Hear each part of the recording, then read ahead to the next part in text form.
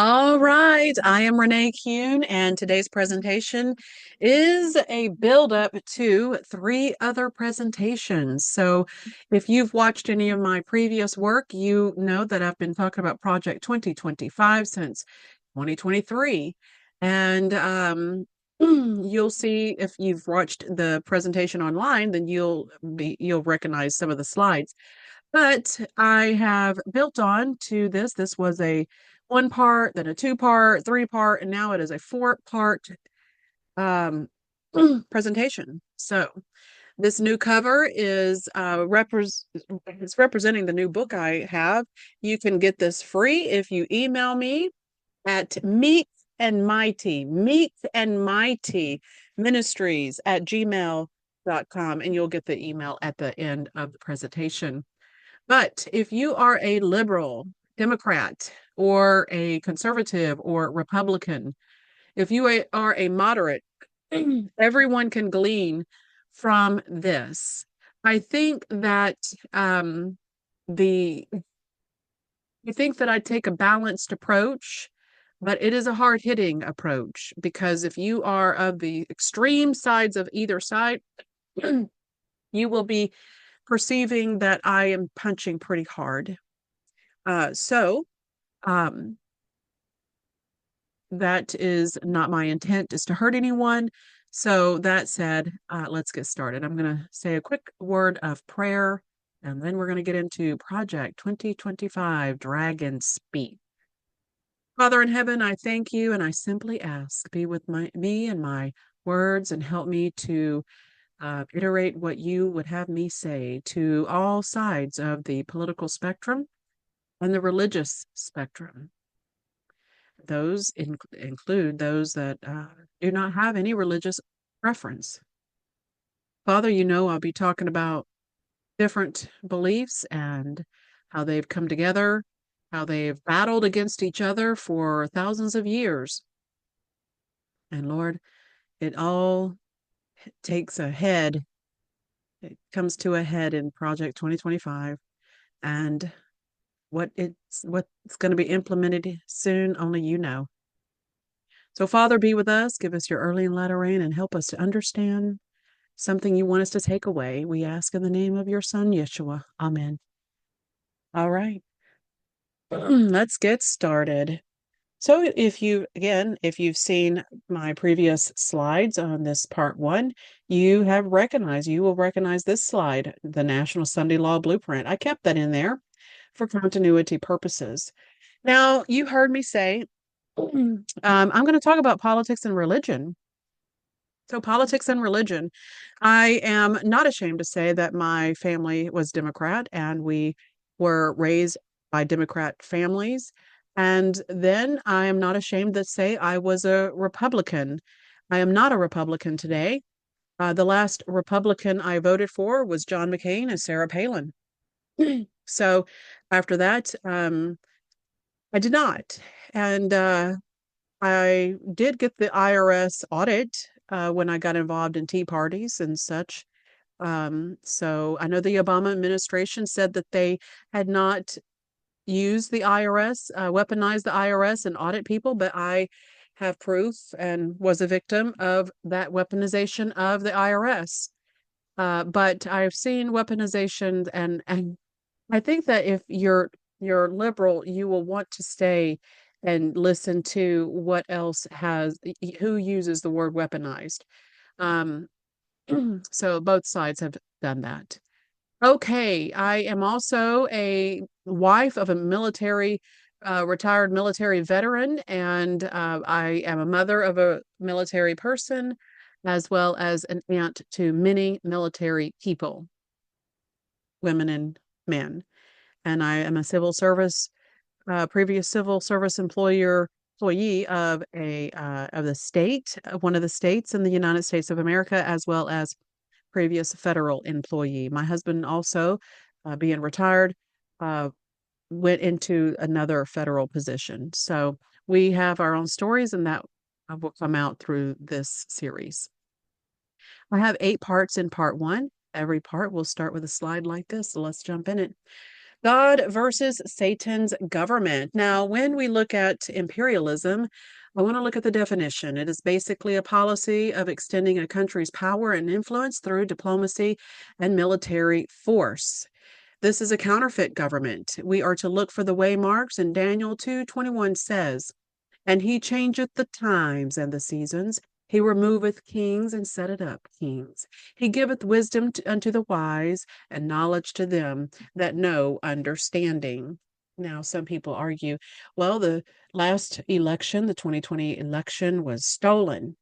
And I think that the documentary, oh, this is off the cuff. So that documentary would have been called something Mules. 10,000 mules, 4,000 mules is something thousand mules. And they did a good job in making their case of the 2020 election.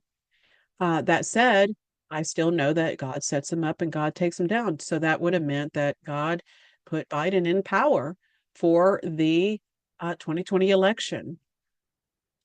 And I also think that God put Donald Trump in the election or the seat of the House, the White House too. All right. So let's look at the sin that created a second government. When Lucifer was in heaven and he was able to be called Lucifer, now he's not allowed to be using the angelic name. And he rebelled and he created a second government. Then down here on earth, it's rooted in Adam and Eve. And then by the time Noah came, all the imperialism that was found on the earth, well, Noah didn't stand with them and he built an ark and he followed God. But then time passed and the Tower of Babel were built. The fraternal organizations, guilds, labor unions, they all united against God because they didn't have faith and trust in his promise that was displayed in the bow, the colorful bow in the sky, rainbow. Then many nations and languages were created. Multiple governments were created when the God of heaven confused their languages. Then we get into Daniel chapter 2, book of Daniel, starting in chapter 2. We can look at Babylon. And then there's Medes and the Persians and Greece, which is Alexander the Great. Then when Alexander died, he didn't have an heir. And there were four generals. So that imperialistic system or kingdom divided into four parts. In part two, I talk about two or three, I forget.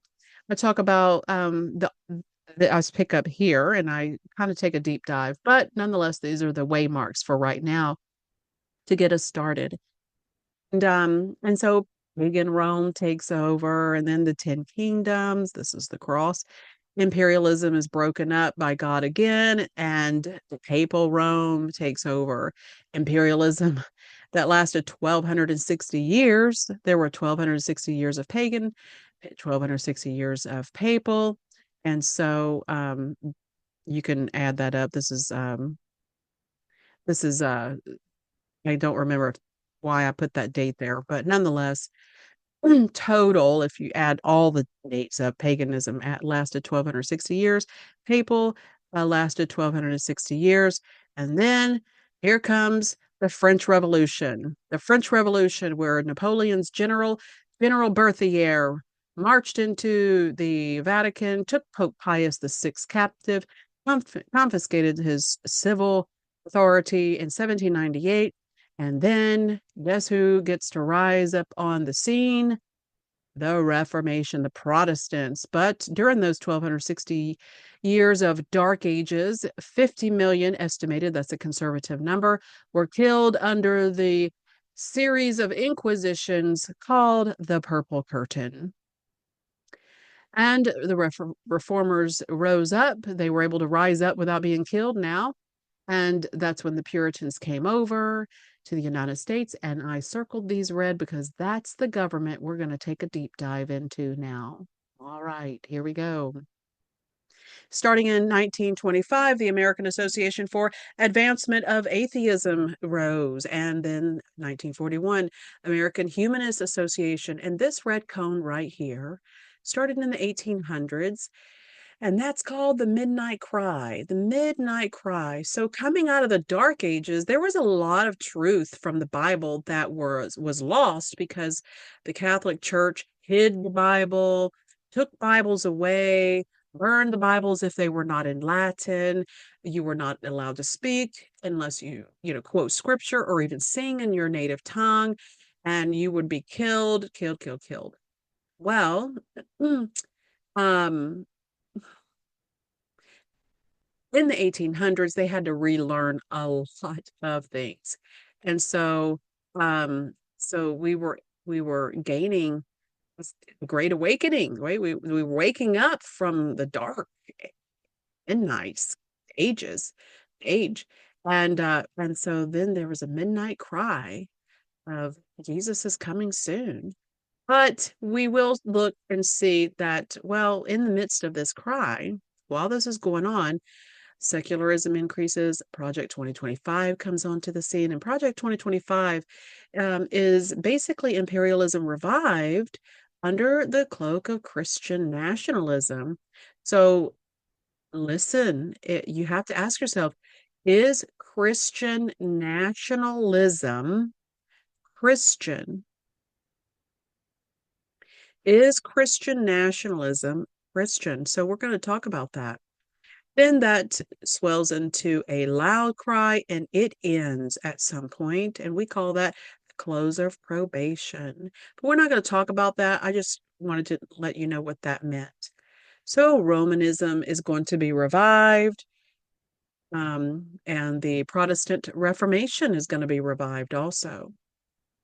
Esther 4:14 says, "For if thou altogether holdest thy peace at this time, then shall their enlargement and deliverance arise to the Jews from another place. But thou and thy father's house shall be destroyed. But who knoweth whether thou art come to the kingdom for such a time as this?" So there will be victory. There will be victory. We will be righteous by faith, looking at everything the Son of God has done for us and relying on his merits alone to help us. And through Christ, all things are possible, including victory over every single sin. And a lot of people don't teach that. So, Project 2025, let me talk about that.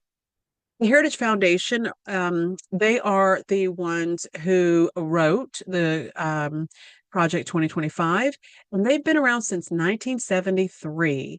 They are a conservative think tank, and if you know of anything about think tanks, you know there's science, climate, politics, economics, and all that. And if you are a political think tank, then you will be having to choose. So they are conservative. They are conservative. And they have written Project 2025 Mandate for Leadership, which they want to implement starting on day one of the next conservative administration. And that actually will start January 2025, since a conservative president, Donald Trump, number 45, is going to be 47 as well, number 47 president. And the project wants to overthrow the administrative state, and they call it the deep state. So if you are a liberal, I would say go ahead and keep listening. And if you are a Christian, please keep listening. And if you're both, great. So I will say more through this as we get started. I'm going to let them tell you a little bit about themselves. I'm going to let them introduce what their plan is. Here we go. Is Project 2025. It is everyone here. This is the movement. We are going to be prepared day one, January 2025, to hit the ground running as conservatives to really help the next president. We also, over time, give a lot of resumes in. But when Dr. Roberts came aboard, he said, this task in 2024 is too big for any one think tank. This has to be a movement. And what we've done is use our convening power here at Heritage to bring the entire movement together. So 2025 is not a Heritage thing, it's a conservative movement. What we're doing is systematically preparing to march into office and bring a new army of aligned, trained, and essentially weaponized conservatives ready to do battle against the deep state. We're going to be doing the playbook. This is our plan of action for the first 180 days. We are bringing this out before the primaries Before, to bring the candidates to our point of view. bring the Two, we're candidates. making a massive database conjoining all of our personnel recommendations. And then two, we shift into pillar 3. It's our online training. It's going to teach you the rules of the road. There's a battle plan, plans, executive orders. How do you write those? What rules are important? What should you focus on? What can you anticipate that Congress may want to reverse? Urge a president to lead the way in changing the law, not just issuing executive orders, but permanent changes to how American government works. Use Ed's word from earlier today, the ecumenical nature across the conservative movement of this whole effort. And that only makes it strong up an incoming administration to achieve more than we've ever seen under a conservative president. Remember It's Trump so time? important.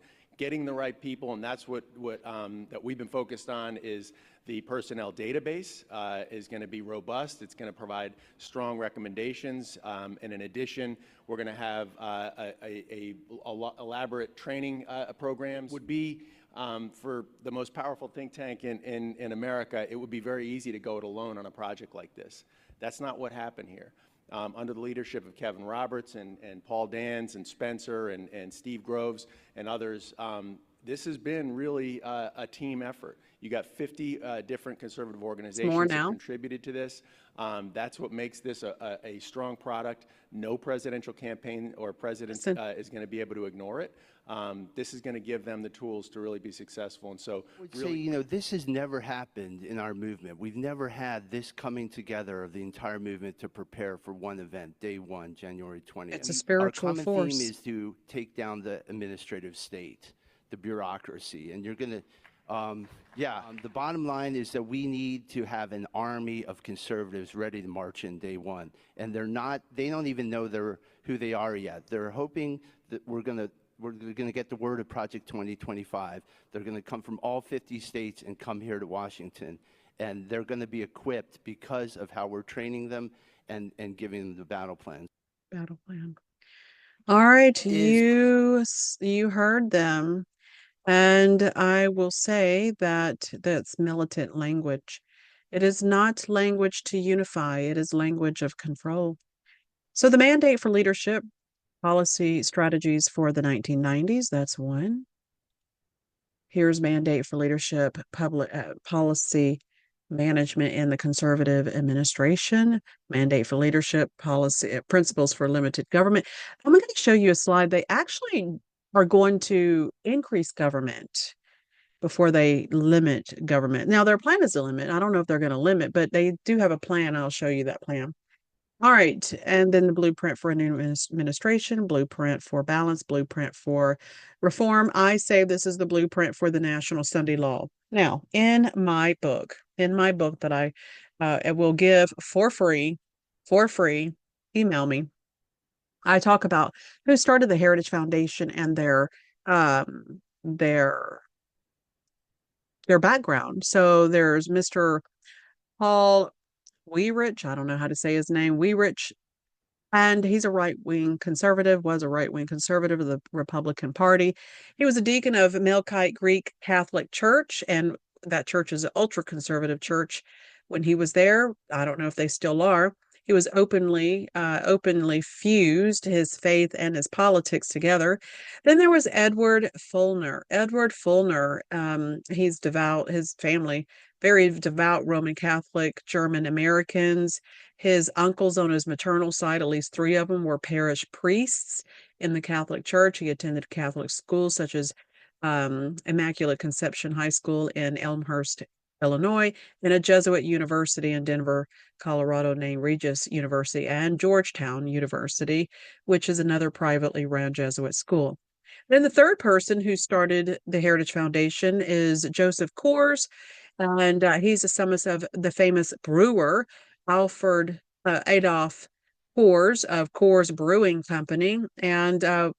And when President Ronald Reagan was president, Joseph Coors actually purchased a $65,000 cargo plane to help with the Contra efforts in Nicaragua. So When he died, his brother William had described Joseph as a little right of Attila the Hun. That was from The Garden. That quote's from The Garden of 2003. You can get that in my book. So I will show you here that in February 2018, President Trump, number 45, was in presidency for about a year now. And by then, he had tweeted out that he had done 64% of the Heritage Foundation's mandate for leadership, which everyone was blown away. It was more and faster than even Ronald Reagan had accomplished. Now, I know in July 2024, Trump had tried to distance himself after President Biden and Kamala had pinned him to Project 2025. So I do know that Trump did make that tweet that he is aware of Heritage Foundation and the mandates they give, and he even finished 64%, he said. So again, here's just a reiteration. Rush Limbaugh, if you know him, said he did 65%, had already passed 64%. So 64, 65% percent of the mandate. So all right. This is a picture of Kevin Roberts, who is the president of the Heritage Foundation and president number 45, Donald Trump. And they are talking about this is Rush Limbaugh's quote. There isn't a president in modern times who got even close to that. The Heritage Foundation is reporting that 65% of Trump's agenda has already passed. Trump is not slowing down, Limbaugh said. This is a slide. There's the address there. This basically says that, as President Ronald Reagan did in the 1980s, Binion said, President Trump has embraced the comprehensive recommendations made in the mandate for leadership. These achievements have led to economic growth, a stronger national defense, and a restoration in the rule of law. Over the past several months, Heritage Executive Branch Relations staff reviewed 334 policy recommendations and met with senior administration officials in several agencies. We're going to talk about these agencies in a moment. The Heritage Analysts briefed administration offices officials on the recommendation, providing additional insight, information, and advocated for reform. So basically, you know, President Trump, everyone talked about how he embraced the first mandate for leadership.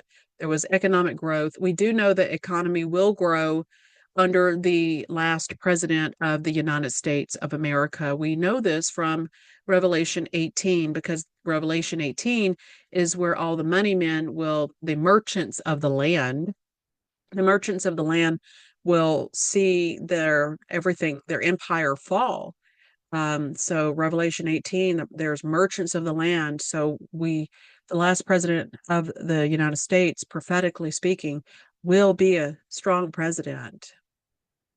National defense, we know there will be a strong national defense, but we also know it will fail per Daniel 2, 11, and 12. Then we talk about the rule of law here. There's restoration of the rule of law. We also know this law will not be the original 10 commandments of the Lord or any of the other laws that God had made. It's going to be man-made laws. Now, had Trump been in the office in 2020, he would have received this one. I didn't buy it. I don't know what's in it, so I didn't bother reading it. I did research to see if the Sunday law was in that one, and I don't think it is. But that's where we're headed, mandating religious worship.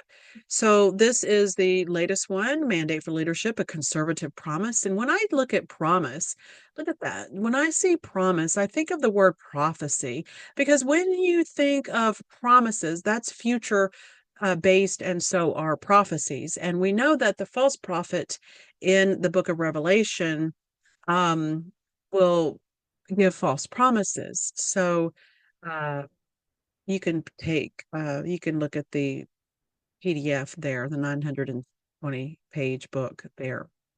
There are 4 pillars, and you could see here this pillar, all these pillars stand on evangelical and Catholic roots. I did tell you who founded the Heritage Foundation. And then also, Kevin Roberts is the current president. He's also Catholic. So definitely have some Catholic roots and some evangelical because they're very ecumenical. Now, that's their word. They used ecumenical in that video I showed you.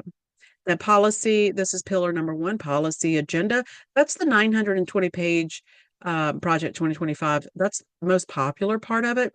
But they have a personnel database, sort of like a conservative LinkedIn. And that's where you could apply for the conservative administration if you wanted to. And then the Heritage Foundation is actually going to train them. So this is a think tank actually taking steps and very comfortable taking those steps with all of these. And then there is a 180-day playbook that has not been published yet. There were some Democrat, I think a couple of Democrat politicians sometime this year, 2024, that had asked for the playbook to be released, sent a letter to Kevin Roberts, but they did not receive a response the last time I talked about this, last time I looked at it.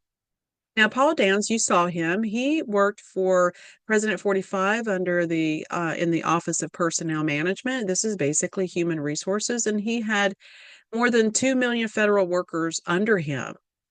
And then there's Spencer. You heard them mention Spencer. He also had appointed a lot of levels of government. So we're looking at human resources. And that's one thing that I will say that the Democrats have really perfected is HR positions in civil service jobs. And I have my own experiences where my resume was too right wing, I think, and I did not get the job. And my husband's resume was too right wing. It was a bunch of assumptions, and I do know this. We do know this for a fact because there were on two incidences, specifically with my resume.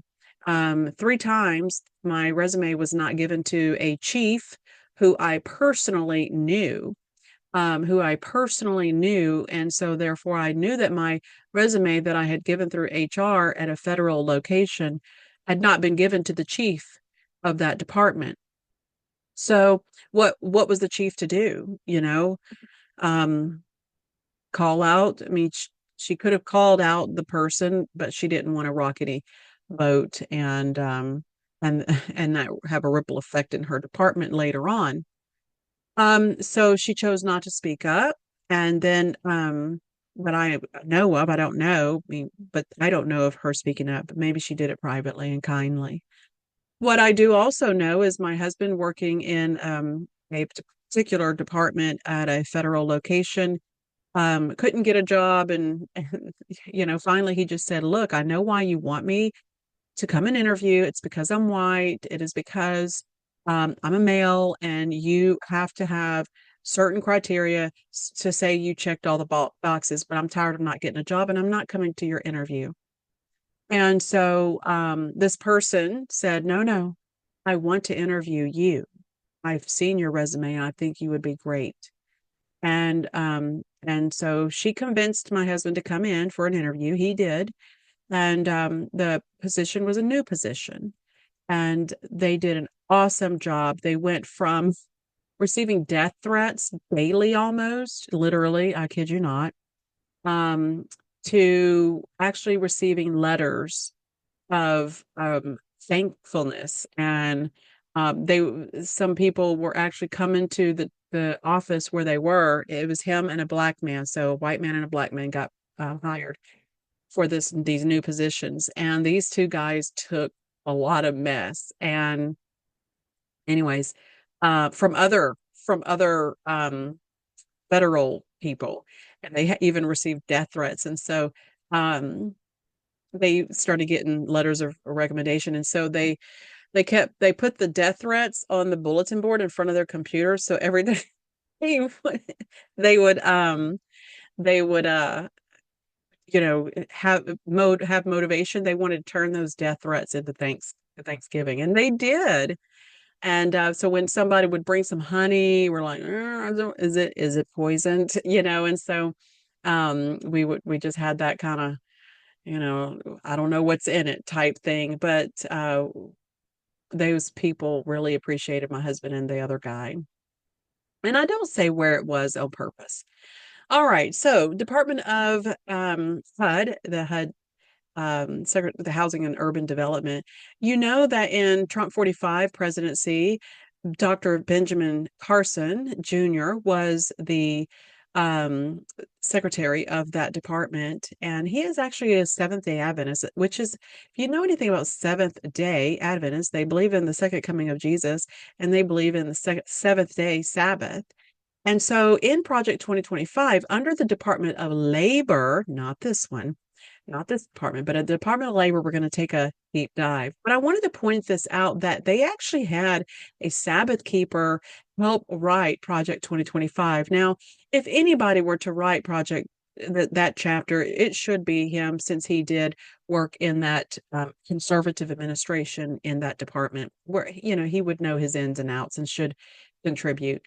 I don't have a problem with that. What I do have a concern about is that his ministry is actually listed in the beginning, and that gives leverage to the project 2025, to in that it looks like Ben Carson's ministry supports the whole thing.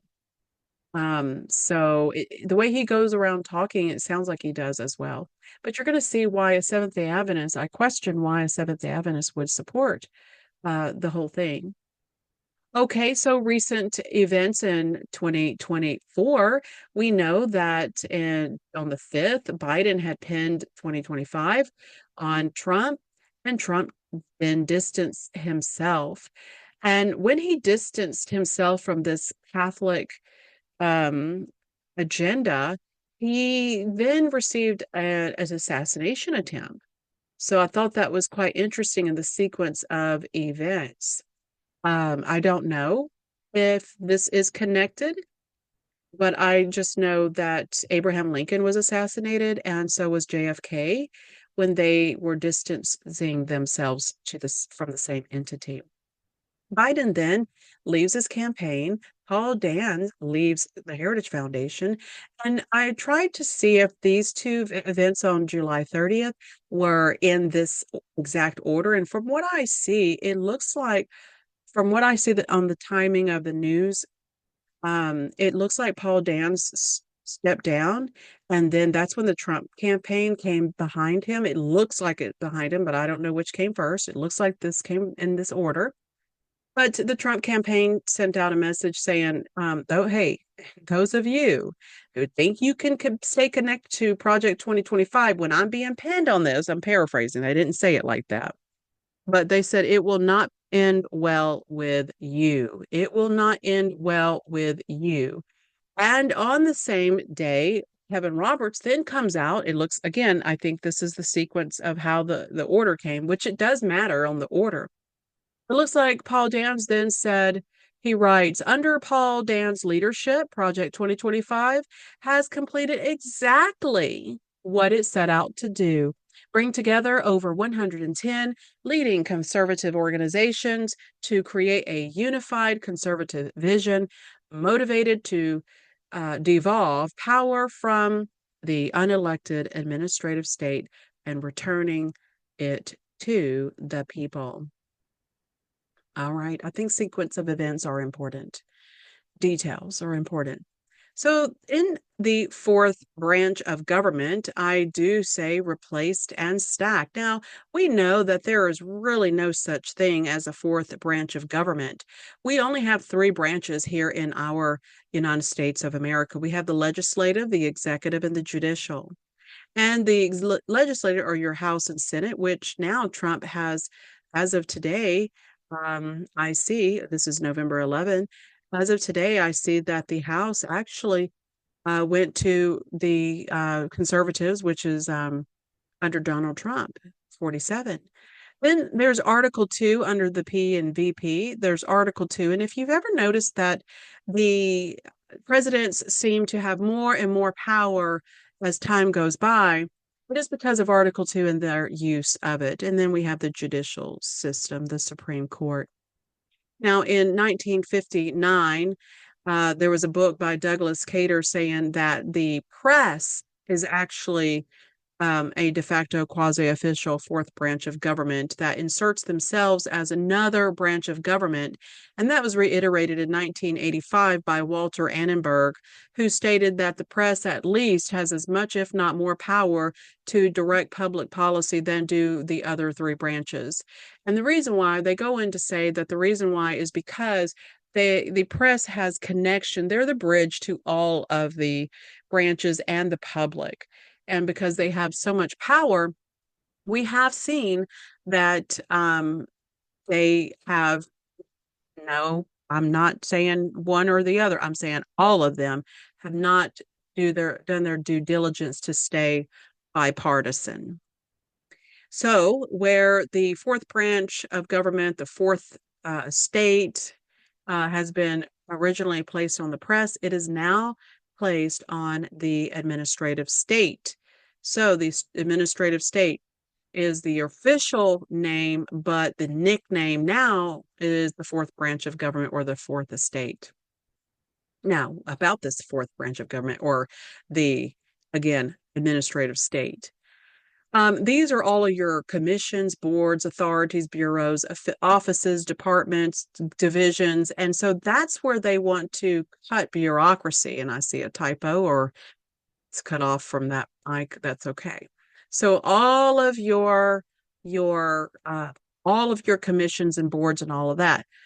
Okay. As we take a deep dive into this government, we're going to take a deep dive into the Department of Labor in this section, this part one, and we're going to go into the Department of Justice later. This is a visual of the 1960s bureaucracy to Trump 45 bureaucracy. I'm sure we can add a little more on top with each presidency. And so what they want to do is they want to take 50,000 and add them to the government right now. And if they could get more, they will. But I'm going to show you a video and I'm going to let them speak and tell you how they plan to handle this 50,000. So here we go. Out of the current Republican nominees, and let's say out of the, let's say 3 or 4 front runners, have any of them signaled support for this project? Yes, we are working with various presidential candidates and their staff, and I think what has been heartening to us at Project 2025 is to see so many of the candidates talking about the importance of deconstructing the administrative state and defeating the permanent bureaucracy that exists in Washington, D.C. You see the various candidates talking about that. We've made it the #1 issue in this race. And it's not just Republicans either. You know, we'll work with anybody who is any candidate who wants to deconstruct the administrative state is welcome at Project 2025. But on the flip side, I imagine that it would be difficult to do away with, let's say, tens of thousands, 50,000 positions. Let's say in the Department of Energy, for instance, if you're going to have a huge amount of turnover, I imagine a lot of institutional knowledge will just go away, and maybe you'll have a transition process where the lights maybe have a hard time staying on. How would you respond to that sort of criticism where some of the institutional knowledge might be lost in this transition process? It's a good question. So what people need to remember is that you have 2.2 million full-time non-military federal employees. You have between 16 million and 20 million federal contractors. And traditionally, only between 3,000 and 4,000 people work for the president. Those are the political appointees who can be hired and fired by the president. And we need more political appointees. We need more who come from outside Washington, D.C. With respect to the number that you mentioned, you know, what the vision is of Project 2025, and you see various presidential candidates talking about this as well, is that for those federal employees who hold policy-making positions, those positions should be reportable to the president. We're not necessarily planning to get rid of one person. what this is to reassert political control of the bureaucracy. And the president is entitled to a supportive staff. The president is the commander-in-chief. He's the chief executive officer, and the executive branch should be working to implement the president's vision. So that's what this is about, and folks should know that the conservative movement is ready and determined to bring about political control of the bureaucracy, in addition to reforming the civil service, making sure that the federal workforce operates more like the private sector, where you can dismiss poor performers rather than giving them basically lifetime tenure that they have. Okay, so you can see that basically that he is talking about um when the question was asked, well, what do you say about this number? And he reminds everyone, well, there's millions of people, so we're really not too concerned about the continuity of government because there's millions of people. What we're really targeting are those that are appointees to the president. We really want to target that, and we want to increase that. We want to increase that number, the appointees. So they're not looking to fire hardly anyone necessarily, he says, but let's really boil it down to what he really said. That's what he really said. We're not really worried about the lights going off at the Department of Energy because there's millions of people for continuity of government, but we're going to focus our target on the appointees. And they shouldn't have tenure if they're bad or not on our side. So those four pillars you saw, this is just another way to look at them. We've got the centralizing of government guidelines, and that's going to be spoon-fed to the president. And then there's a grassroots candidate. Then they actually educate them. And then you've got your 180-day playbook. And when President Trump utters, "So help me God," that actually starts day one. And the last scenes shall be rapid ones. Now, I say Trump time, right? Remember Trump time? If you remember Trump time from his first presidency, President 45, then and he had all those bureaucrats in his way. And he did 65% with all of that. Guys, they want to implement the Project 2025 in 6 months. Okay. So there's this book called The Great Controversy. There's a couple of editions, 1888, 1911. And this one said, listen to this: political corruption is destroying love of justice and regard for truth. And even in free America, rulers and legislators, in order to secure public favor, will yield to the popular demand for a law enforcing Sunday observance. Popular demand. Look at that. Popular demand. Who won the popular vote? President Trump did. And so, look, the people are not saying they want a Sunday law. It is the Heritage Foundation telling the people that the people want a Sunday law. So, anyways, I'll grow that part. And so this slide shows you that the Heritage Foundation have numbers. I don't know how they got the numbers, but they got the numbers, and they said that 95% of the civil service donations to political parties, 95% go to the Democrats. And so they said, well, okay, that we're just going to take that as a sample size, that basically 95% of civil service or 95% of the administrative state are Democrats. And that's how they got that number, Democrats. Now, you heard them talk about that currently there's about 3,000 to 4,000 political or presidential appointees that report to the president directly. But he wants to increase that to 10 to 20,000 and even hoping for more. So when we look at that, it looks like this. So right now we have that. That's what he wants to increase it to. And then right here, these people do not report to the president. Now, what I don't know is this: How many policymakers are in our government that make policy for the American people that were not elected for those positions and do not report to the president? I do agree with the Heritage Foundation that if you are making policies, if you are not an elected official and you are making policies for the American people, you at least need to directly report to the president. So I do agree with that. But what I don't know is, do we really need 20 to 30,000? Because how much is here right now? Because it seems like he's increasing it to 30 to 20 to 30,000, but it doesn't sound like if you add these two up, the current 3 to 4,000 that are um reporting to the president and the policymakers that do not, it doesn't sound like these currently add up to 20 to 30,000. So how many are here? Send me your thoughts. I don't know how many are here.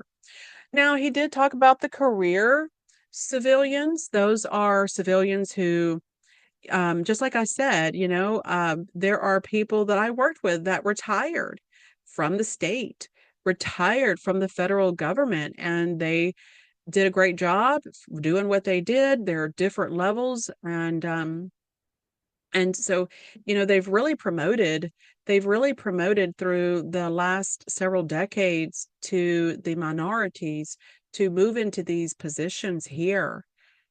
So, I don't know what it's going to look like for the minorities when they start attacking this area. I don't know what it's going to look for like for anyone.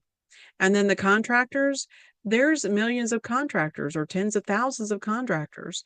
And how many of those people employ? I don't know what it's going to look like.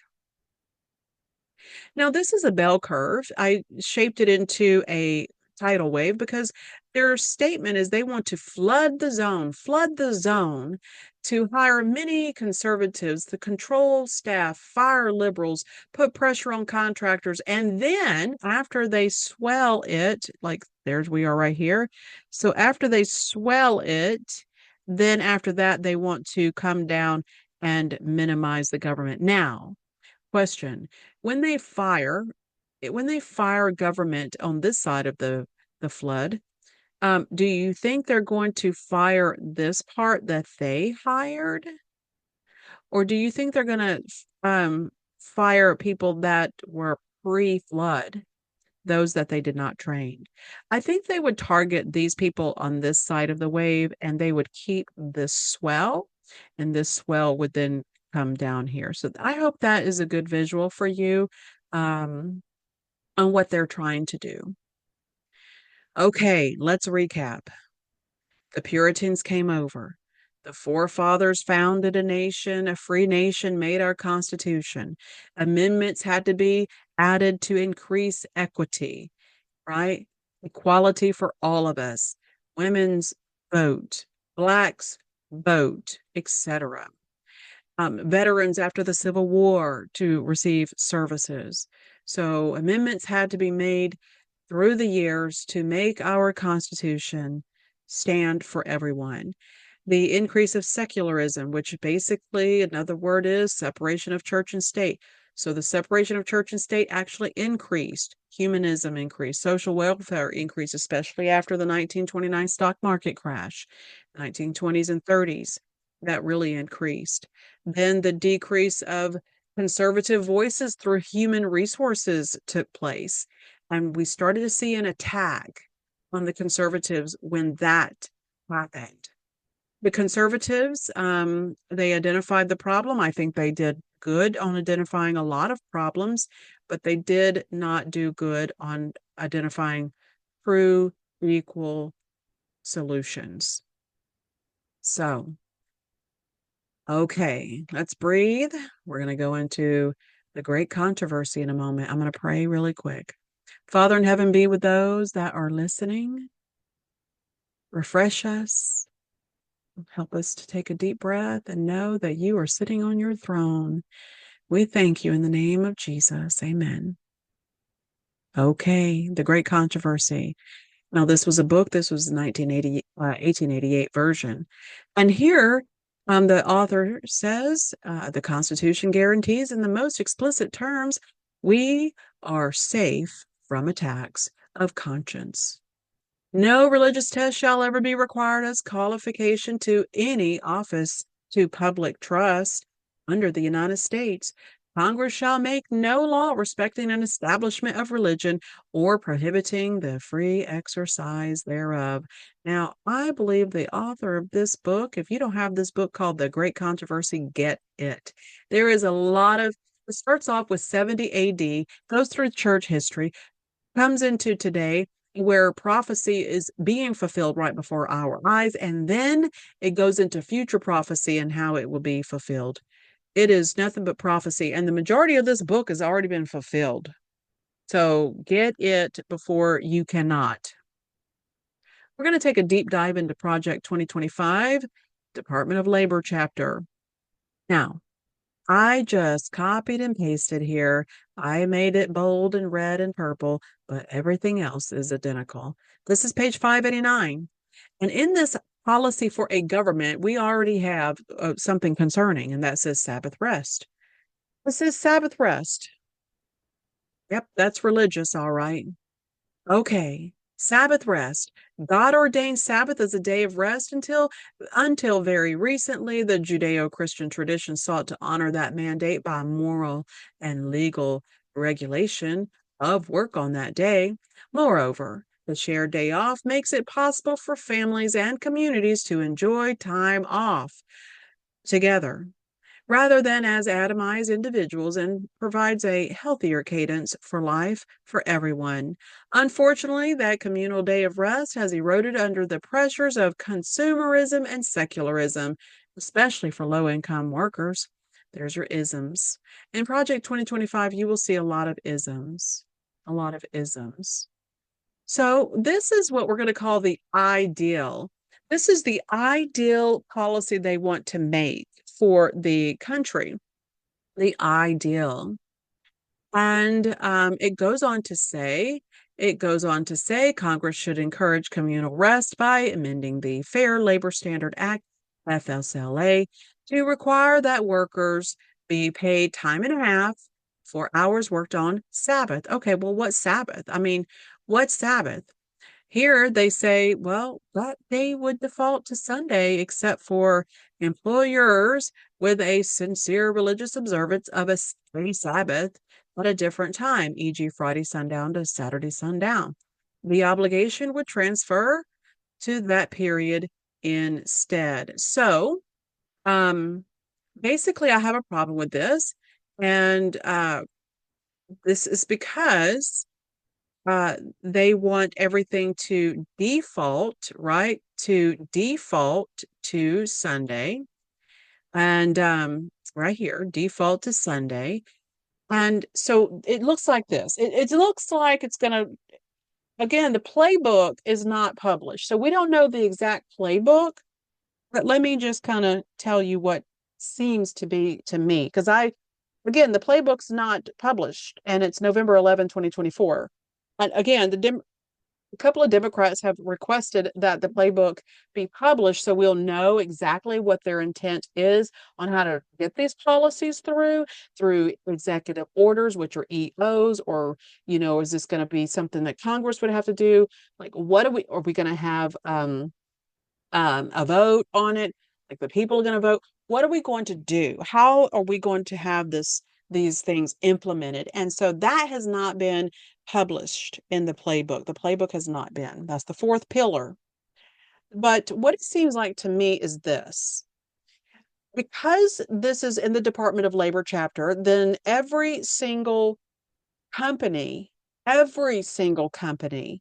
will have to, everyone that pays taxes or what have you, they will have a letter issued to them saying, hey, as of today, or whatever date, maybe it'll be on the news too. As of this date, we have passed a law saying that your company will have to pay time and a half on Sunday because we are defaulting all Sabbaths to Sunday. So we're going to have that default. Everybody gets Sunday automatically. That's the default.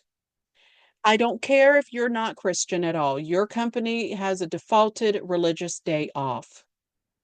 And so your company will then have to pay time and a half, right? Time and a half for any day for any Sunday that you make Jane Doe, John Doe work on that Sabbath.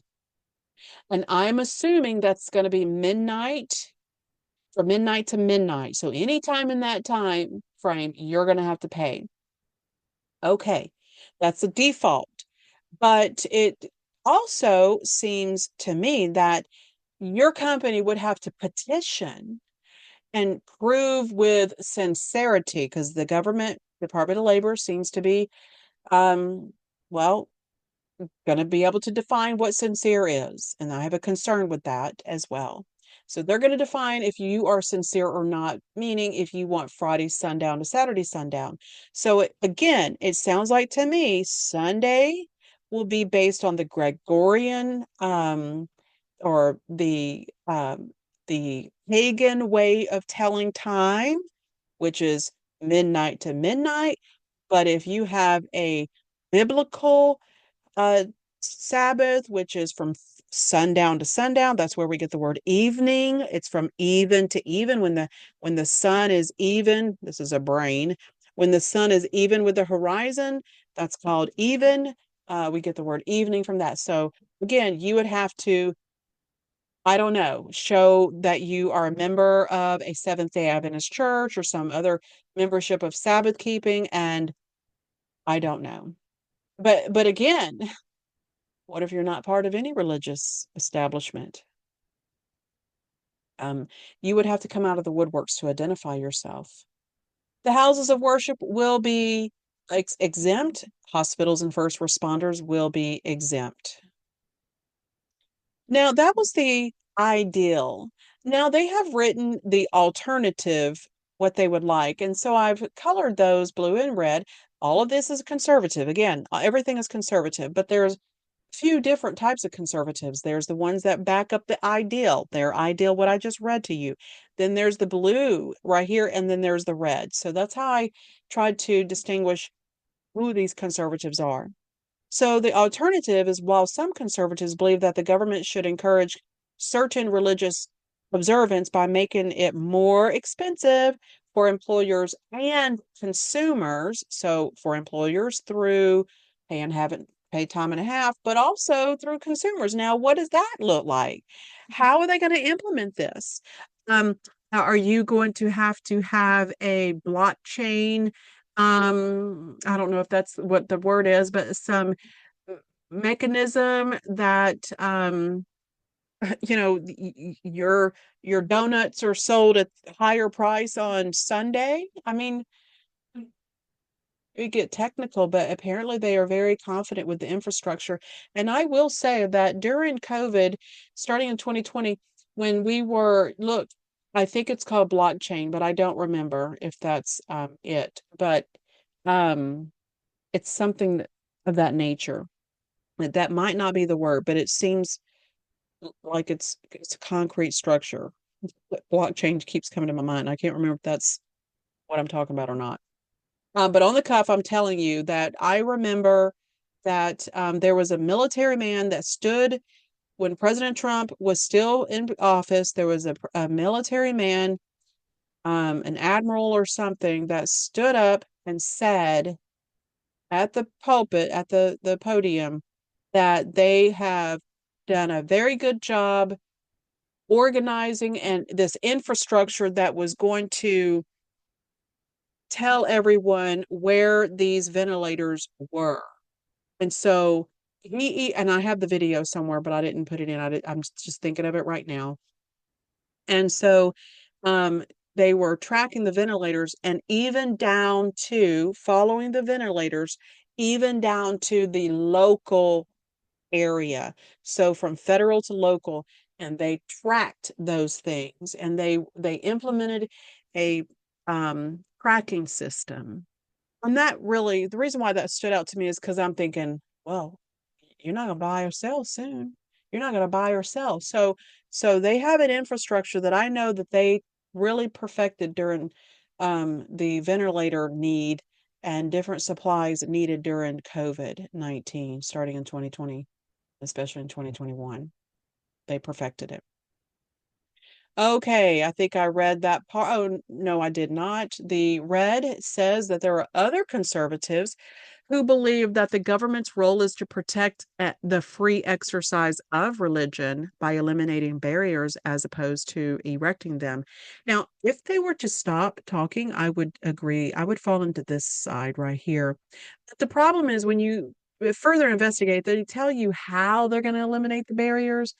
And so, again, reducing the barriers, you're going to have to negotiate. So, we'll build onto that. But this slide, page 589, talks about whereas imposing overtime rules on the Sabbath, and they're talking about Sunday, remember the defaulting to Sunday, would lead to higher cost and limited access to goods and services.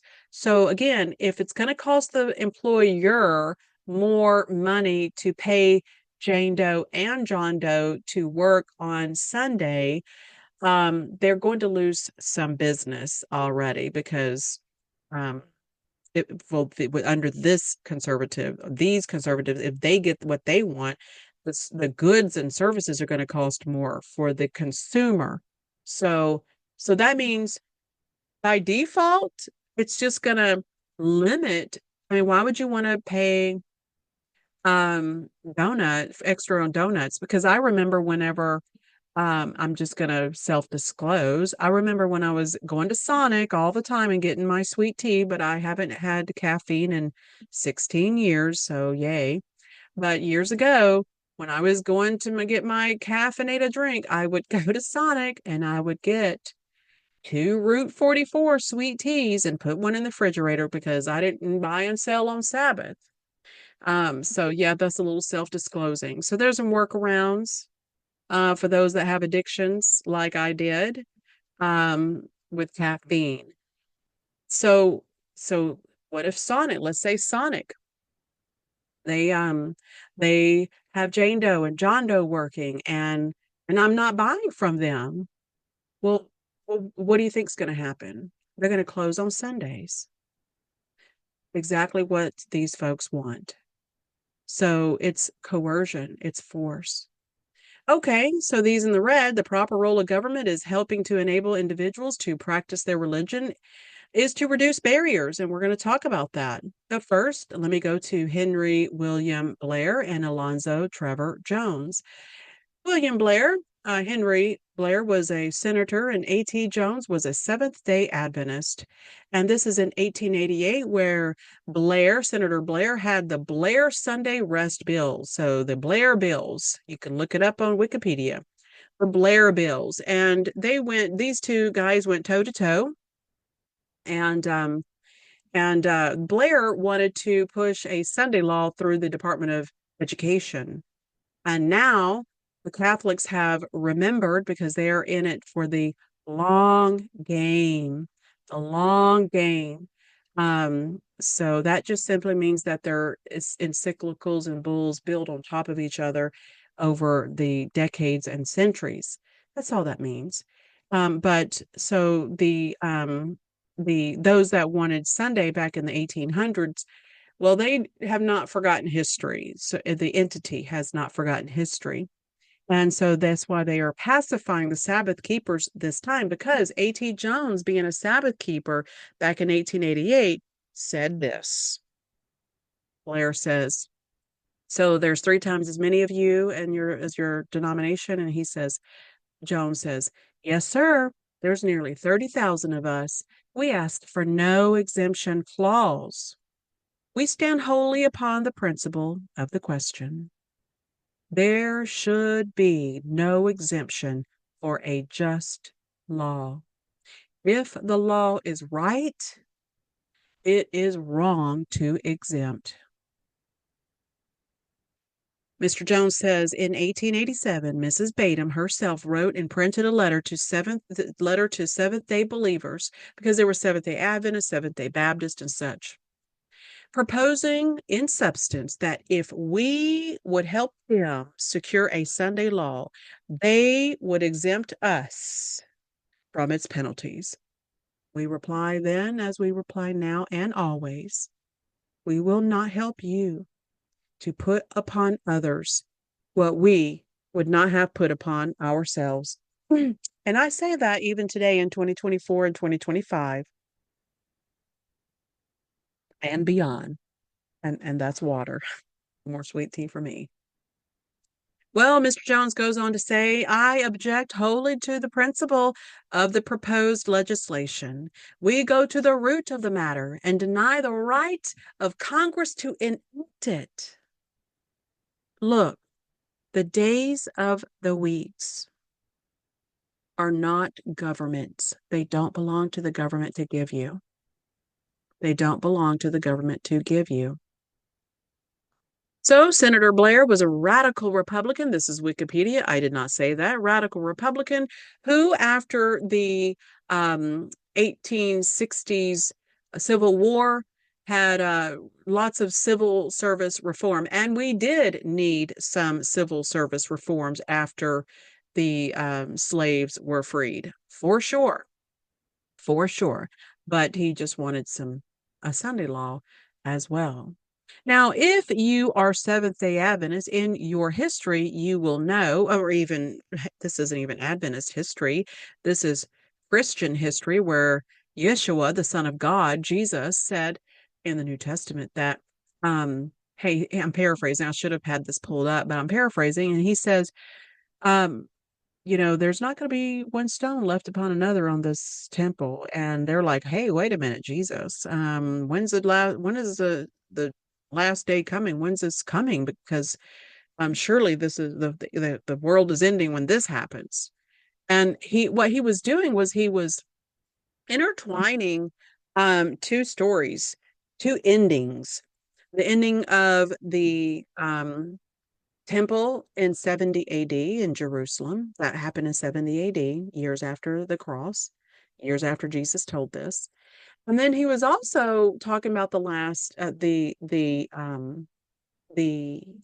days. So that said, what he said was, when you see Rome encamped around Jerusalem, flee, run away, go, get out of the city.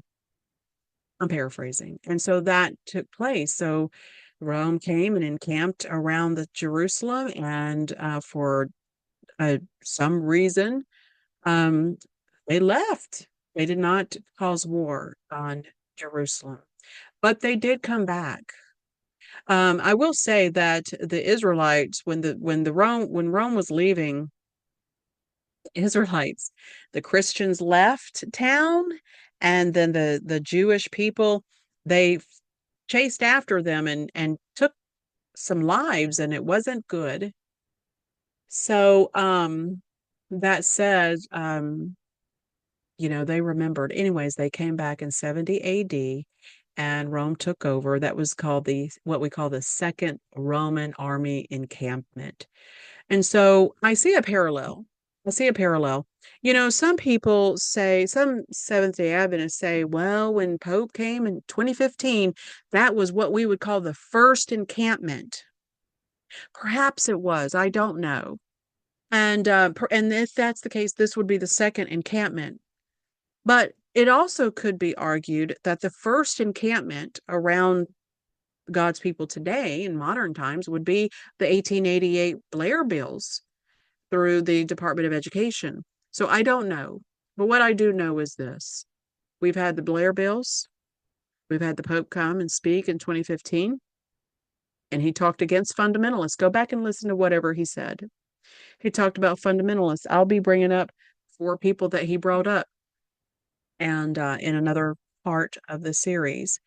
So, I don't know if this is this, which is the second encampment, first encampment, but I think this is definitely the second encampment. So they wanted it through the Department of Education. Now they want it through the Department of Labor. And now they have Sabbath rest as a pacifier for Sabbath keepers. But I think that's going to be temporary. Let's look at the image of the beast blueprint. Image of the beast blueprint. So in the book Great Controversy, the 1888 version, this is in the 2011 or the 1911 version as well. It says, "What is the image of the beast, and how is it to be formed?" Well, the image is made by the two-horned beast. We believe the two-horned beast. You can see these two horns. We believe that is the United States of America in Revelation 13. But you can email me and I will give you that study. You can do it on your own. You can do it with me. It's fine. And then we believe, and it says, and is an image to the first beast of Revelation. So the first beast we believe is Romanism. And that's also a separate study. It is also called the image of the beast. Also, we would say these two horns right here are Protestantism and Republicanism. So freedom from the papacy and freedom from the monarchy when the Puritans came. So civil service, let's look at Article 2 for a moment. Article 2 and the U.S. Constitution, competitive versus Schedule F. The goal is for them to cut the deep state out and stack the civil service with their trained people that they have chosen. And so more on the Schedule F. So here's what it looks like. If, excuse me, if I have a high education, then I will get points for that education. If I am a veteran or married to a veteran, I will get points for that as well. And if I have prior civil service uh, experience, I will get points for that. And so basically, they add up all the points on what, and so between me and you, who would get the most points is whoever gets the most points qualifies for that position. And so that's called competitive. But what Trump did in the previous 45 presidency, he created Schedule F. Now, I believe my understanding is that Biden had gotten rid of all the Schedule F, but if Trump used that, and you hear the words from the Heritage Foundation, it seems like he's going to do that again, bring back Schedule F. And that's going to make it more easy to hire people and fire people that's not based on merits, not based on score or competitive or of that criteria. So he's getting rid of that criteria that I just told you about. And so he's going to do Schedule F most likely again. And that comes into play when it comes to certain prophecies that need to be fulfilled before Jesus comes. Also, in this book, Great Controversy, in order for the United States to form an image of the beast, the religious power must so control the civil, what are we talking about? Civil government, that the authority of the state will also be employed by the church to accomplish her own ends.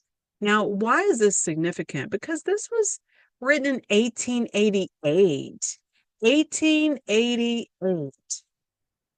1888. Now, remember, the Blair Bills were in 1888. So this is coming back again. We didn't have a clue. And look, the religious power, what did Trump say? You shall have more power. Talking to the religious power, you're going to have more power. You're going to have a voice. And he even got rid of the Johnson Amendment, remember? In his first administration 45. So, and then civil government. Boy, that is just so prophetic. Also, whenever Protestantism gains control over civil government, whether with or without the aid of Rome, that will be but to erect an image of the papacy. We can do that study again. Now, remember I said to remove barriers. There's those conservatives that say, yeah, you can negotiate and remove barriers. Well, this is what they're talking about, unions. They're saying that these OSHA and FLSA are not one size fits all floors, that the people should be able to negotiate with their employer if they have a different preference. So let's say I'm a Sabbath keeper, Friday sundown to Saturday sundown, and I don't want to work that day, but my employer has Sunday. Let's say my employer has Sunday, as they stayed with the default day. They're not going to argue with the government or try to apply for anything different, but they stayed with Sunday because probably, most likely, most of their people would accept Sunday off because maybe they keep Sunday or want um will try to keep Sunday, right? And so, but what about those Sabbath keepers that work for that employer that's not asking for any other day? Those individuals are going to have to start to negotiate, and they're wanting unions. They're going to increase unions to do that. That's on page 603. We're told this was going to happen. In a book called Last Day Events, the trade unions will be one of the agencies that will bring upon the earth a time of trouble, such as not been since the world began. And the time is fast coming when controlling powers of the labor unions will be very oppressive. Will be very oppressive. And remember, Ben Carson is a Seventh-day Adventist. So labor unions, right? Labor unions and strikes, serious troubles before us, Seventh-day Adventists were told. On page 595 on Project 2025, it talks about Congress getting involved. So there's a peek into the playbook. They're talking about Congress getting involved to change these acts and the RAP and recreating the IRAP and all of that. And so there's three entities listed on this. They want trade unions to tell educational institutions what to teach. So the educational institutions are going to be training the people according to what the trade unions or trade associations want them to learn. So it sounds like they're going to be these trade associations. It sounds like they're going to be over the curriculum that the schools are going to teach. Well, why do these religious organizations fall into the same paragraph? Because they are pulling from the encyclical. Remember, the encyclicals build on top of each other.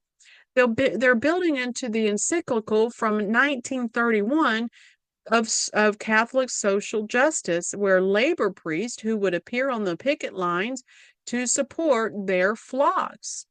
And so they want to have the educational institutions train the people according to the trade association's criteria, then bring in the religious organizations to make everything moral and to put pressure on the merchants, the employers. And so Monsignor Charles Owen Rice, that just means my Lord. So that's what he's calling. They called him. I don't call him that. He was called the Pittsburgh labor priest.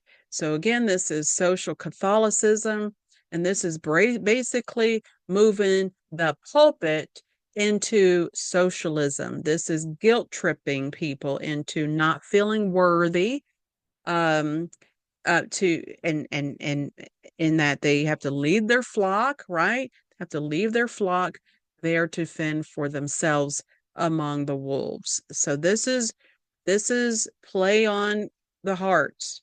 And in 1981, September 11, 1981, in the Pittsburgh Catholic, it is this is quoted in, I believe, yeah, this is a quote. So this is connected to, I don't know how to say that encyclical's name, but I took this screenshot right here from a site, and you can look this up. So this is what they call Father James Cox Army of Unemployed in Pittsburgh in 1932. And the encyclical was 1931. And it said, in all honesty, I did not try that hard to reconstruct the social order. But get this, but I did use the Pope to help the unions and criticize the corporations. So look here, folks. What I'm trying to say is this. People are not saying today, people in the masses are not saying we need a Sunday law.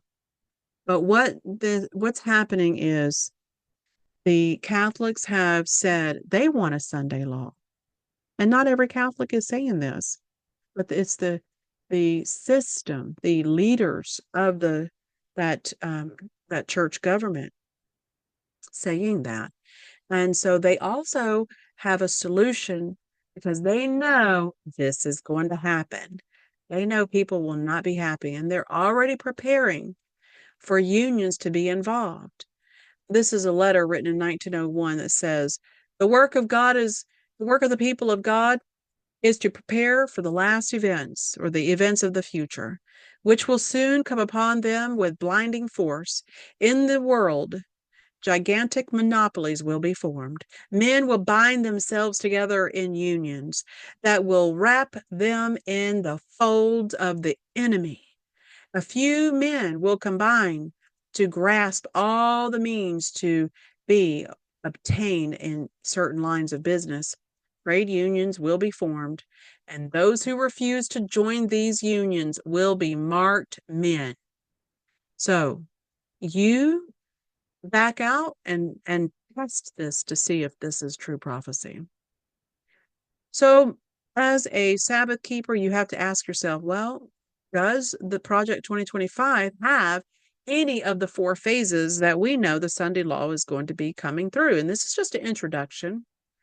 So when I look at Project 2025, the stage one is written in Project 2025. This is refrain from work on Sunday. So again, Sunday is the default day off. Every company is going to get the default. Every company is going to get the default, and with the exception of the exemptions. And so, yes, Project 2025 in the Department of Labor does contain that day, that stage one, that stage one. And you can read this. You can pause and read this. This is if you are a Sabbath keeper, what are you to do? Or if what are you to do? And when this happens? Well, we're told that when this happens, we are to show our wisdom by refraining from our ordinary work on that day, devoting it to missionary efforts. So we're not looking to start a fight. We're not looking to agitate anybody against us. So we go along with our mission. Does Project 2025 have stage two? Well, in the Department of Labor, it does. And that stage is to honor Sunday, and you could still worship on Sabbath. So you saw that you can worship on Sabbath, but you have to, it seems like you have to apply for it since your company will have a a default. And then if you are not the company that gets to choose, but you are a employee that has a choice made for you by your employer, then you would have to apply for a day, your day, through whatever means the Department of Labor wants the company to go through. So we're told, but that by uniting with the world and partaking in its spirit, they have come to view matters in nearly the same light. And when the test is brought, they are prepared to choose the easy and popular side. So look, if you don't want to apply for Sabbath, you are choosing the easy and popular side. So you must choose. It's so sneaky. You must choose Sabbath because you're automatically going to be given Sunday. Stage three is that in Project 2025. Now, this is where it starts to have glimpses. So I would say there is a flavor in the Department of Labor and the Department of Justice. I'll talk about the justice later. But the stage three is to stop worship on Sundays, stop Sabbath worship to only worship on Sundays. And if not, then you're going to have fines and imprisonment. Now, in great controversy, uh, it is written, some will be offered positions of influence. Now, remember that Schedule F, positions of influence. Look, you cannot have those specific positions of influence unless Schedule F came back. And if Schedule F comes back, then you can be hired in those positions of influence without needing all of what I have needed in the past. So to get those positions, the competitive So again, this is very prophetic. Schedule F is very prophetic. Again, Biden got rid of them. I believe Trump 47 will bring them back. Okay. Some will be offered positions of influence and other rewards and advantages as inducements to renounce their faith. Arraigned before the courts as the defenders of truth refuse to honor the Sunday Sabbath. Some of them will be thrust into prison. Some will be exiled. Some will be treated as slaves. So I would imagine some, and some depends on where you will be. I don't know. Maybe that's geographical differences. Stage 4, I do not see this in Project 2025, but this is where the death penalty comes in for worshiping on the Sabbath and disregarding Sunday. Now, we are told, and there's Revelation 13, we're told in the Great Controversy 604, 621, 635, that the powers of earth uniting to war against the commandments of God will decree that all, both small and great, rich and poor, free and bond, shall conform to the customs of the church. Now, whose church? This is the Catholic Church. By the observance of the false Sabbath, all who refuse compliance will be visited with civil penalties, and it will finally be declared that they are deserving of death. We're going to look at the Department of Justice later in another part. So the Bible and the Bible alone. I believe the purple curtain has been dry cleaned, and where 50 million was a conservative estimate, I believe that the Bible talks about way more than that is about to be slaughtered. There will be a Protestant movement like no other, of primitive godliness. We are not okay. We, the people, are not okay. We have this eerie silence at the time that I am recording this. And look, silence in this case, I don't know if it's golden. I don't know if it's golden. So, civil government, which is the administrative state, they're targeting Christian nationalists. So, Christian nationalists is targeting that. And this is not going to help our country. And I believe that the Tower of Babel has just moved from archaeology to architectural blueprint, and imperialism through Christian nationalism is rising. But Babylon will fall. And we are told in the Review and Herald in 1892 that kings and governors and great men will hear you through the reports of those who are at enmity with you. And your faith and character will be misrepresented before them, but those who are falsely accused will have the opportunity to appear in the presence of their accusers to answer for themselves. They will have the privilege of bringing light before those who are called the great men of the earth. And if you have studied the Bible, if you are ready to give an answer to every man that answereth you of the hope that is in you with meekness and fear, your enemies will not be able to gainsay your wisdom. So what's our next step? Our next step, we are here, and that X is about to move a little closer this way. But April 2023, the Adventists have been preaching and teaching and given the loud cry of a national Sunday law since before 1888, and then especially in 1888 and afterwards. And here we are. We thought that was laid, some people said that was laid to rest, that was to bed in 1888 after A.T. Jones won that debate with Senator Blair. But I'm here to tell you that it is proof. Project 2025 is written in black and white. And what the Seventh-day Adventists have been saying for over a century, that there is coming another Sunday law. It is written in the Department of Labor chapter of Project 2025. It is written that they want to make you and me and everyone else keep a day of worship. That is not okay to tell us that we should worship anybody, especially when. So we sleeping virgins need to wake up. We need to wake up because they want to implement Project 2025 within 180 days. Now, I know that Trump said in July he started distancing himself and promoting Agenda 47. But I'm here to tell you that his administration, do you really believe that his administration will not have anybody in it that is supporting the Heritage Foundation? I'm here to tell you that the Heritage Foundation octopus hands are so deep. They have been in Washington for 51 years. They know what they are doing.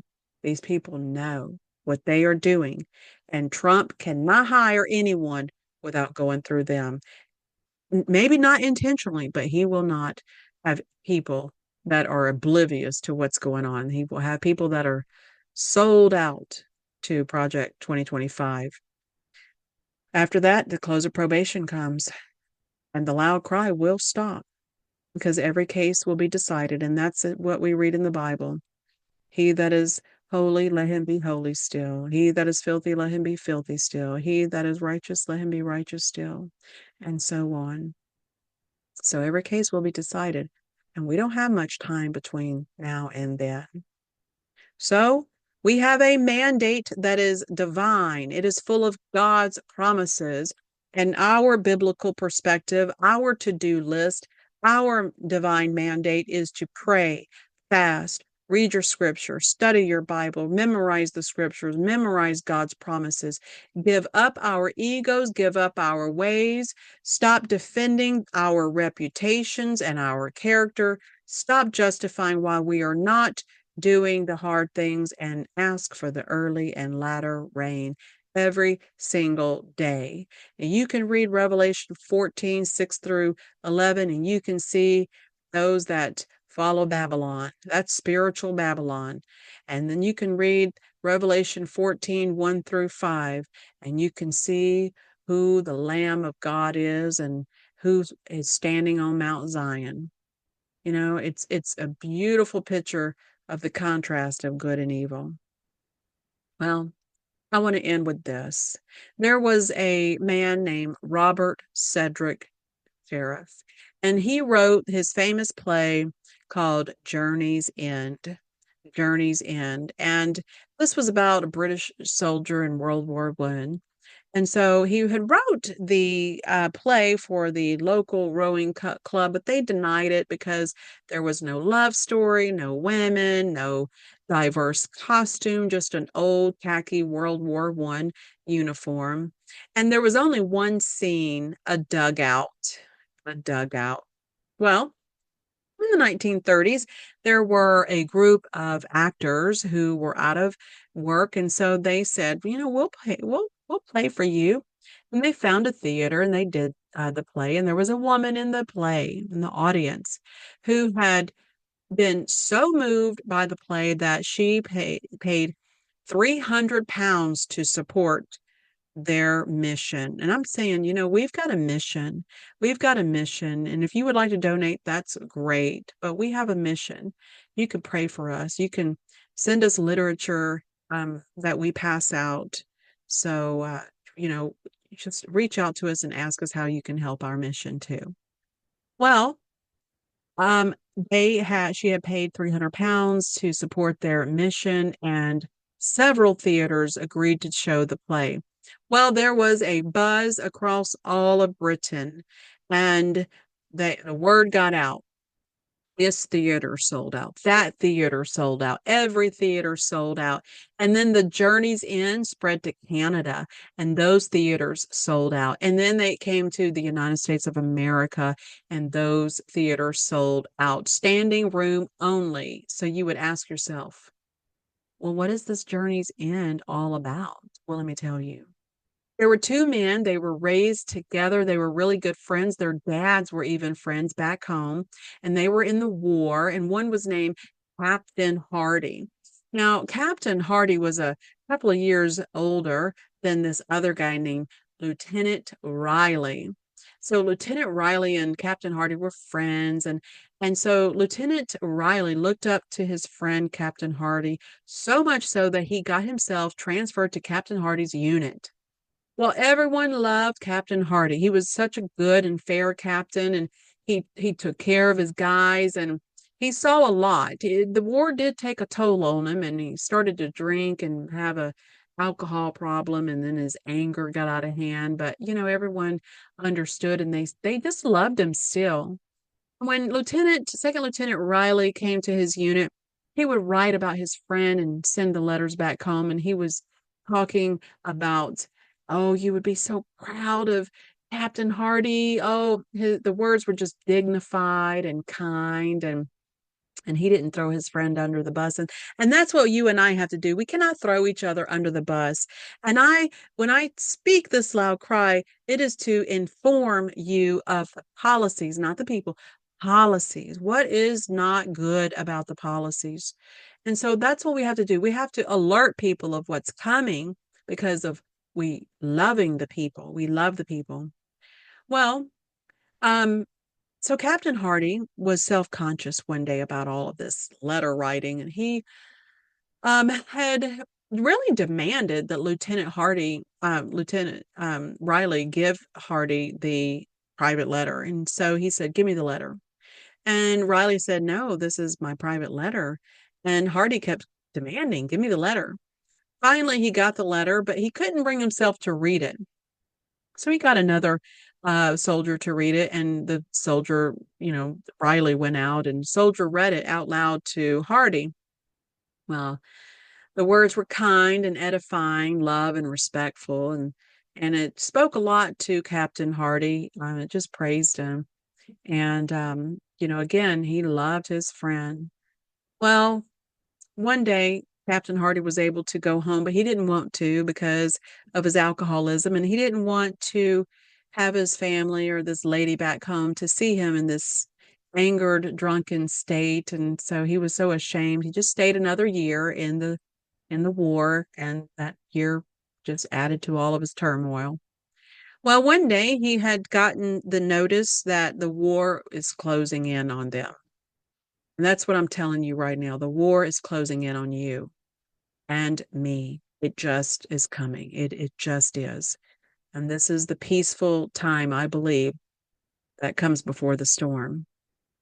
So this is a loud cry. Well, in this scene, there were sounds of guns and machine guns and bombs, grenades, even sounds of men all around them, sounds of war. Captain Hardy got word that Second Lieutenant Riley had been shot. "Bring him here! Bring him here right now!" Captain demanded. So the soldiers carried Second Lieutenant Riley into Captain Hardy's dugout under the tent, and they had their boyhood talk, and they loved on one another. And Captain Hardy said, "I'll be right back. I'll be right back. Let me go get you a light and a blanket." So he left out of the tent, and when he came back, Second Lieutenant Riley had passed away into his sleepy grave. Well, Captain Hardy sat there, and the sounds of war were all around him, and his friend was silently laying there in peace with war all around him. And Hardy was contemplating the war, and the sounds were getting closer and closer. And finally, a soldier runs in and exclaims, "We need you, Captain. We need you." Stands up, straightens his uniform. "Okay, I'm coming. I'm coming." He stands up. He looks at his boyhood friend laying there in peace with bombs going all around them. And Captain Hardy leaves out to go fight. And what I'm telling you is we will have friends all around us that will fall. We will have friends that will be in the war with us. We must love on them and press together to do the will of the Lord. This is a spiritual war, and it will get physical. So, not that we will be raising arms, but they will martyr some of us. I hope you understand. This is a Protestant movement. This movement's not going to stop. It will be revived, and we will stand to give an account of what we believe. So, the sounds of war are coming to all of us. We see the blueprint. So, Captain Hardy leaves out, and the war gets closer and louder and louder, and all of a sudden, the tent on the stage collapses. It collapses on Second Lieutenant Riley's body. When I think of a tent collapsing over a corpse, it reminds me of Paul. And Paul simply says that when we live in this mortal life, in this mortal tent, in this mortal body we are wearing, that it shall fall. And when it falls into the grave, that is when we are considered naked. And we should not be found naked when the first resurrection come. Lord, don't let any of us be found naked when the first resurrection comes. When the Lord comes back, the second coming of Jesus occurs. We want to be in that first resurrection, because if we're found in the ground, we are found naked and wanting. But if we resurrect in that first resurrection, we will be sent to heaven. We'll be going to heaven. We will be transformed automatically into our immortal tent. Well, in this play, the whole theater goes black. The theater is silent. Audience is silent. No applause, no cheers, no chatter, no rush to the aisle to leave. And one book I read said, the people seem not to breathe, waiting to see what the next scene has. And all of a sudden, the light appears, the birds chirp, and the war is over. Peace after the war comes. And I'm going to tell you that this stone cut out without man's hands is Jesus himself. And we know this statue from Daniel chapter 2. We have already passed Babylon as the head of gold. The Medes and the Persians were the chest and arms of silver. The Greeks, Alexander the Great, was the bronze. We know pagan Rome was 1260 years. Papal Rome was 1260 years. And then the feet made of iron and clay. And I want to say that iron never goes away. The pagan and papal ways never go away. They will last until Jesus comes. But that clay, every time they bring up Brexit and anything to unite the European Union, they will not unify. That iron and clay shall never cleave together fully. And then the Lord will come, and our journey is almost at an end. Email me, ask me anything. I'll try to answer. I'll give you an answer one way or the other. Let me pray. Father in heaven, I thank you for this lesson. You've showed me. Help us to purge all of this world out of our hearts. Help us to purge all types of government out of our hearts.